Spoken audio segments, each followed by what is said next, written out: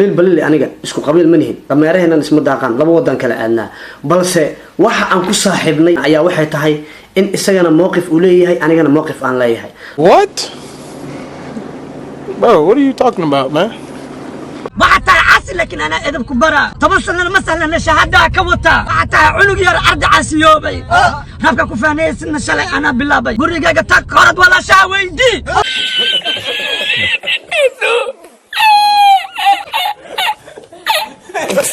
عبلو نعس you better call me سيدي ريج بي وحوي عيال وابري باقي كنت ما سيدي عيال فاعلي وحن مقلي هنا أهجر تقاندري وابلنا ما حكادي بادري.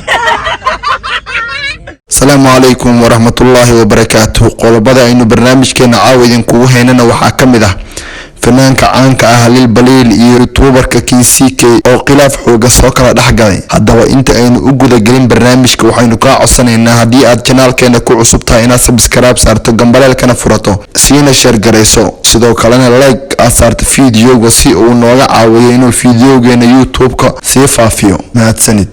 aynu u guda galna barnaamijkeena waxaa isoo taray khilaaf xoogan oo ka dhaxdhacay fanaanka weyn ee Lil Balil iyo YouTuberka caanka ah Kinsike. dad xoog ogaal ahna waxay noo sheegayaan inuu khilaafkan asalkiisu ka bilowday showgii ay ku qabteen dalka Sweden kaasoo ka soo xarooday dhaqaale aad iyo aad u badan. labada fanaan ayaa waxaa la sheegayaa inay isku qabsadeen lacagihii ka soo xarooday showgaas. Lil Balil ayaana soo jeediyay in lacagaas ay qaybsadaan asaga iyo Kinsike laakiin Kinsike ayaa sheegay inuu qaadan doono lacagta 3 meelood 2 meel halka uu siin doono saaxiibkiisii soo caan bixiyay ee Lil Balil qayb kamid ah lacagtaas. laakiin Lil Balil oo ka biyo diiday arinta uu soo jeediyay saaxiibkiisii Kinsike ayaa sheegay inuu lacagta ay kala qaybsan doonaan. laakiin markii uu ka biyo diiday arintaas Kinsike ayaa Lil Balil wuxuu yiri iska qaado lacagta dhamaanteed aniga ayaa iska bixi doonee. lacagtiina waxaa sidaas ku qaatay Kinsike. Lil Balil oo careysan ayaana yiri labadeena dib dambe show uma wada qabsan doono. taasina waxaa cadeen u ahayd showgii uu ku qabtay magaalada Frankfurt ee dalka Germany inuu Lil Balil kaligii qabsaday halka Kinsike uu u duulay dalka Malaysia.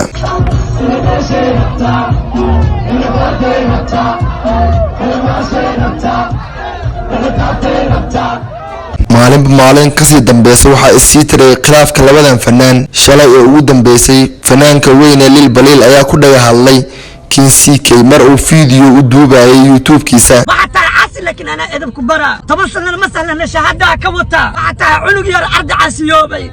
رابك كفانيس إن شلي أنا بالله بي بريجا تقرض ولا شاوي دي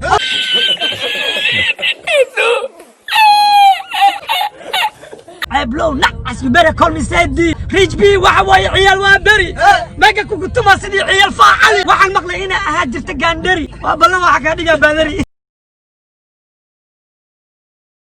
laakiin wax hadal iyo jawaab ah lagama hayo Kinsike oo horay u luunsaday lacagtii ka soo xarootay showgii Sweden. dadka aanan aqoonin Kinsike ayaa kaliya waxay yaqaanaan markii uu soo fadhiistay YouTube-ka uuna ka qosliyo laakiin ma yaqaanaan wajiga labaad ee Kinsike. sidoo kale Lil Balil ayaana ka hadlin arintii lacagtii laga dhacay laakiin shacabka ku nool dalka Sweden way wada og yihiin lacagtii uu ka dhacay saaxiibkii Kinsike. Lil Balil ayaana yiri anigu uma baahni lacag oo lacag waxa igu filan lacagaha iga soo xarooday heesahayga. internet markaa geliyay chatka Kenya isoo gashay haddana Afrika oo chatkeeda isoo gashay runta daa idin sheegana alxamdulillah rabbil caalamiin lacagta iga gashay 10 jibarkeed waa ka helay.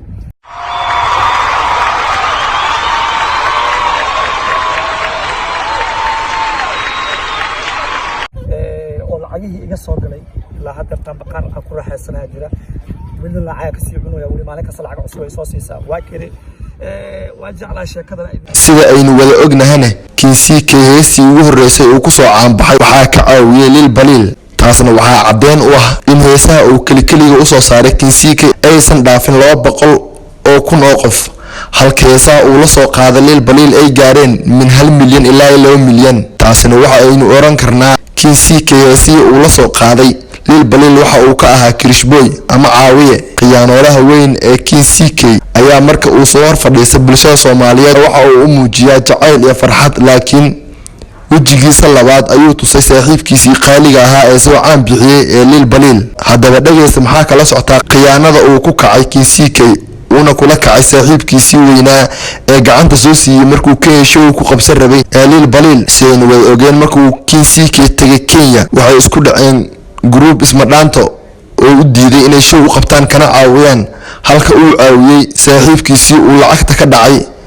lil baliil saaxiibkan CK waxaan kula talin lahayn inuu lacagta iskaga celiyo saaxiibkiis lil baliil cafisna oo weydiisto shacabka Soomaaliyeed maadaama uu ku kacay fal argagax leh oo ka baxsan xeerka saaxiibtinimada wanaagsan qiyaarta hawada aan ku saaxiibnay oo idilkiinba meel walba aad joogtaan waxaan leenahay waqtiga ay idin waxnaado dhamaantiinba muuqaalka la garay cid walba muuqaalka leegta ku qabata waxa rabbi subhanahu wa ta'ala aan kaga baryeena umuraha qofkaas uu leeyahay ilaahay inuu u saalaa ilaahay subhanahu wa ta'ala awlaad u barakeeya inta awlaadonkaana ilaahay awlaad baari ha siiyo inta gurdoonkaana gur wanaagsan iyo mustaqbal wanaagsan ee baweyna ha siiyo qof walba muuqaalka leegta ku qabta siina sheer gareeya waxa rabbi subhanahu wa ta'ala aan kaga baryeena dambigood iyo dambiga waalidkood beebe inuu dhaafo rabbi subhanahu wa ta'ala uu ku azuma jannatul firdaws ala ilaahay subhanahu wa ta'ala uu siiya maal aysan filaynin waxaan xaasidka leenahay wa min sharri xaasidin idha xasad al xaasid la yaflah biin illahi al kareem waxa ku dambeeyo hoog iyo qasaaro waxa rabbi subhanahu wa ta'ala aan ka baryeena xaasidinta in guryahooda hoog iyo qasaaro ilaahay uu ka tusaa leegta lacag ma hay ku qaba muuqaalka leegta